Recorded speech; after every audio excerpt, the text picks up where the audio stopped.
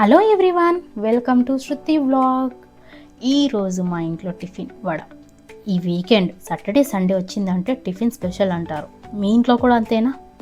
అయితే ఈరోజు వడ ప్రిపేర్ చేద్దామని ఎస్టర్డే నైట్ 9 PM కల్ మినపప్పు నానబెట్టేసాను. ఇంక ఈరోజు మార్నింగ్ ఒక 2-3 టైమ్స్ వాష్ చేసేసి ఈ పప్పు మిక్సీ జార్లో వేసి కొంచెం గ్రీన్ చిల్లీ ఇంకా సాల్ట్ వేసేసి కచ్చపచ్చగా జార్లో పేస్ట్ లాగా చేసుకున్నాను ఈ పప్పుని.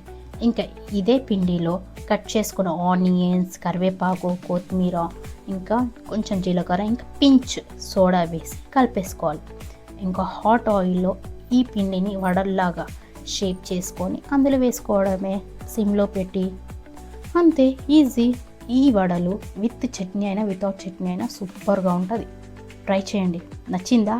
Like, share, subscribe to our channel Shruti vlog.